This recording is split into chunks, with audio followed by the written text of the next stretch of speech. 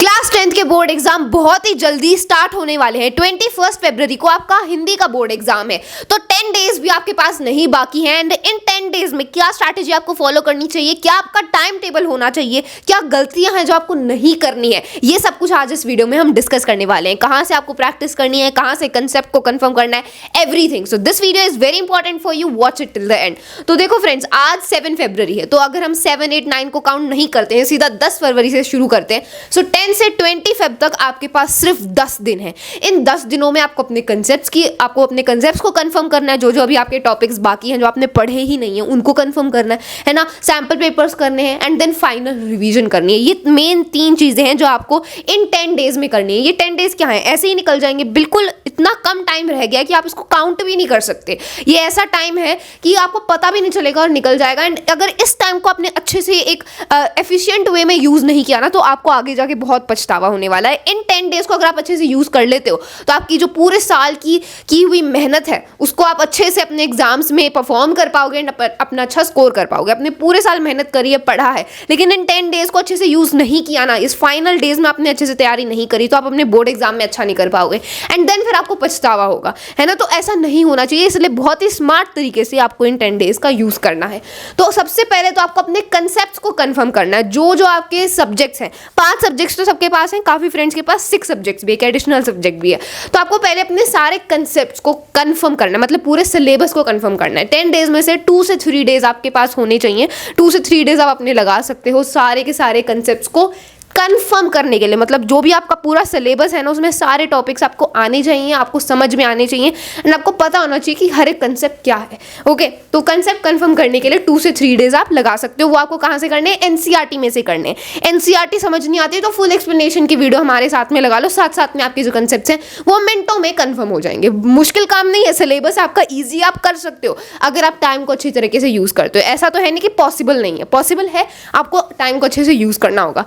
Okay, then आपको करनी है प्रैक्टिस। उसके लिए आप सैंपल पेपर्स करोगे, प्रैक्टिस पेपर्स करोगे एंड देन जब आपकी जो मिस्टेक्स निकलेंगी उनको आप कंफर्म करोगे एंड वही आपकी फाइनल रिवीजन होती है। तो ये आपको जो पूरा तरीका है, ये आपको फॉलो करना है, ठीक है। अब कंसेप्ट तो हमने एनसीईआरटी में से कर लिए, प्रैक्टिस हम कहाँ से करेंगे? तो प्रैक्टिस करने के लिए मैं आपको सजेस्ट करना चाहती हूँ एडुकार्ट की न्यू रिलीज बुक। इसमें आपके पास 8 बोर्ड के पेपर्स ऐसे गिवन हैं जहाँ से आप अपनी प्रैक्टिस कर सकते हो। देखो, 8 सीबीएसई मोस्ट लाइकली, ओके, यहाँ पर आप देख सकते हो 8 CBSE most likely sets with answer writing sheets and ये प्रयास की है। तो यहाँ पर ये एडुकार्ट ने ये बुक रिलीज करी है एंड ये जो बुक है ना, अभी क्लास 10 स्टूडेंट्स, आप सभी स्टूडेंट्स के लिए सबसे ज्यादा इंपॉर्टेंट वाली बुक है। बिकॉज यहाँ पर इस बुक में ना आपके पूरे बोर्ड एग्जाम की जैसे क्वेश्चन पेपर होता है ना, एग्जैक्ट वैसा आपको पेपर गिवन है एंड आपका पूरा बोर्ड एग्जाम का जो एक्सपीरियंस है वो इसी में हो जाएगा, ठीक है। अभी देखो, अभी हम सैम्पल पेपर तो कर लेते हैं, सैम्पल पेपर में भी ना वो फॉर्मेट नहीं होता बोर्ड एग्जाम वाला, सैम्पल पेपर अलग होते हैं एंड बोर्ड एग्जाम का जो शीट होती है, जो बोर्ड एग्जाम का जो क्वेश्चन पेपर होता है वो अलग ही होता है। तो डिफरेंस होता है, इसलिए हम अच्छे से प्रिपेयर नहीं कर पाते। इसलिए सैंपल पेपर से भी अच्छा तरीका है ये प्रैक्टिस करने का, ये एडुकार्ट की जो ये आंसर, ये जो क्वेश्चन पेपर्स निकले हैं एंड ये 8 क्वेश्चन पेपर्स हैं, हर एक सब्जेक्ट के 2-2 हैं, मैथ्स के 2, सोशल साइंस के 2, साइंस के 2 एंड इंग्लिश के 2। तो चारों सब्जेक्ट्स के 2-2 यहाँ पर ये क्वेश्चन पेपर्स निकाले हैं एडुकार्ट ने एंड ये बिल्कुल आपके जो बोर्ड एग्जाम में जैसे क्वेश्चन पेपर होते हैं वैसे हैं ये। ओके, इसमें देखो 2 सेट्स हैं पर सब्जेक्ट, 8 आंसर शीट्स हैं ओएमआर के साथ। ओएमआर शीट्स आपको गिवन है, आंसर शीट्स गिवन है, तो आप उसमें आंसर्स भी लिख के देख सकते हो। पूरा आपका बोर्ड एग्जाम वाला एक्सपीरियंस यहाँ पर इस बुक में होगा। मार्किंग स्कीम चार्ट्स आपको गिवन है, बिकॉज आंसर्स तो होने ही चाहिए, आंसर्स होंगे तभी तो हमें पता चलेगा कि कैसे लिखना है। बिकॉज एंग्जाइटी तो देखो रहती है हमें ना हमेशा ये डर लगा रहता है कि ये आंसर सही तो है, ये जो आंसर मैंने लिखा है ये इनफ है, इसमें सारी इंपॉर्टेंट बातों को इंक्लूड किया है, क्या इसके जितने नंबर ऑफ पॉइंट्स मुझे लिखने चाहिए थे उतने पॉइंट्स हैं। तो वो एंग्जाइटी, वो डर हमें रहता है कि आंसर मेरा सही भी है या नहीं है, कितना सही है, कितना गलत है, कम है या ज़्यादा है। तो इसीलिए मार्किंग शीट गिवन है, जिनकी हेल्प से मार्किंग स्कीम चार्ट्स गिवन है, जिनकी हेल्प से आप पता कर सकते हो, जान सकते हो कि आंसर कैसे लिखे जाने चाहिए, ठीक है, कितना आंसर लिखने पे कितने मार्क्स आपको मिलेंगे। Okay, 3 hour time management tables given है, ठीक है, टाइम कैसे मैनेज करना है अपने उन 3 घंटों को, वो आपको इसमें गिवन है एंड आपको यहाँ पर पूरा जो आंसर लिखने का जो एक्सपीरियंस है बोर्ड एग्जाम में वो हो जाएगा। ओके, सो लेट्स सी, थोड़ा हम देख लेते हैं कि कैसे ये गिवन है हमें। ओके, तो मैं आपको यहाँ पर दिखा देती हूँ कि कैसे इस बुक के अंदर आप अपनी प्रैक्टिस कर सकते हो बोर्ड एग्जाम की थ्रू दिस। ओके, तो देखो ये कंटेंट्स यहाँ पर गिवन है, टाइम मैनेजमेंट का एंड देन साइंस का, देन मैथ्स का, मैथ स्टैंडर्ड बेसिक दोनों गिवन है एंड देन इंग्लिश। ओके, सो यहाँ पर देख लो आप 2 सेट निकाले हैं हर एक सब्जेक्ट के। Okay, let's see. तो यहाँ पर आप देख सकते हो ये यहाँ पर गिवन है साइंस का mock sets for 2 March 2024, Educart set 1, Educart set 2। ठीक है, स्टैंडर्ड बेसिक दोनों के लिए गिवन है and English literature and then social science. ठीक है, आंसर राइटिंग शीट्स आपको गिवन है जिसमें आप आंसर्स लिख के देखोगे, तो बुक में आपको आंसर राइटिंग जो शीट्स हैं वो भी गिवन है। So this is the best book. ये एक नया बुक है जो अभी तक किसी पब्लिकेशन ने नहीं निकाली है, so that's why I think it's the best for you. ये देखो OMR शीट्स आपको यहाँ पर गिवन है जिसमें आप अपने आंसर्स को फिल कर सकते हो। ठीक है, पूरा आपको एक्सपीरियंस हो जाएगा। ऐसा होता है आपका बोर्ड एग्जाम का पेपर। अगर आप पहली बार दे रहे हो, भी आप क्लास 10 के स्टूडेंट्स, पता नहीं होता कि कैसे क्वेश्चन पेपर होता है, तो ऐसा आपका होता है स्टार्टिंग में। यहाँ पे आपको अपना रोल नंबर लिखना होता है। ठीक है, जो रोल नंबर आपका एडमिट कार्ड में होता है वो लिखना होता है। यहाँ पर आपका ना सेट नंबर क्वेश्चन पेपर लिखा होता है। ओके, एंड ये इंस्ट्रक्शंस यहाँ पर गिवन होती हैं। ये बिल्कुल ऐसा एग्जैक्ट आपका ऐसा बोर्ड एग्जाम का पेपर होता है। ठीक है, यहाँ पर टाइम अलाउड देखो 3 आवर्स एंड मैक्सिमम मार्क्स 80 है। ये आपको इंस्ट्रक्शंस गिवन होती हैं, कितने सेक्शंस हैं, ABCD, कितने क्वेश्चंस हैं, कितने मार्क्स के हैं, एवरीथिंग। ओके, देन ये सेक्शन ए में देखो बिल्कुल एग्जैक्ट क्वेश्चंस गिवन है एंड ये क्वेश्चंस जो हैं बहुत ही ज़्यादा इंपॉर्टेंट हैं, बहुत ही इंपॉर्टेंट टॉपिक्स में से इन क्वेश्चंस को पिक किया गया है। ठीक है, ऐसी आपकी पूरा फॉर्मेट आपका ये बोर्ड एग्जाम वाले पेपर का ऐसा होता है। So this is completely given to you.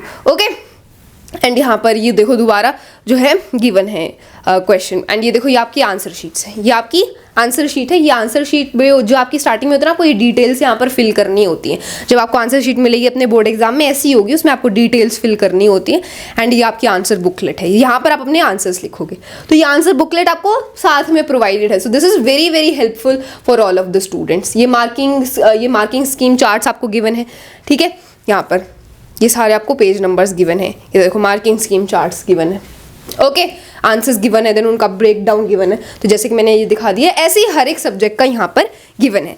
Okay, marking scheme charts, time management for every subject, 2 sets given है हर एक सब्जेक्ट के। So I think this one is the best book for all of the class 10 student and इस resource का आप use कर सकते हो प्रैक्टिस करने के लिए। बिकॉज देखो सैम्पल पेपर्स तो करने हैं, सैम्पल पेपर ज़रूरी है, लेकिन सैम्पल पेपर से भी एक स्टेप आगे ये बुक्स हैं जिनकी हेल्प से आपका बोर्ड एग्जाम का जो एक्सपीरियंस है वो घर बैठे बैठे हो जाएगा। एंड जब आप बोर्ड एग्जाम देने जाओगे तो आपको कुछ नया नहीं लगेगा, बिकॉज एग्जैक्ट ऐसा ही होता है आपका बोर्ड एग्जाम का पेपर एंड ऐसे ही आपको अटेम्प्ट करना होता है।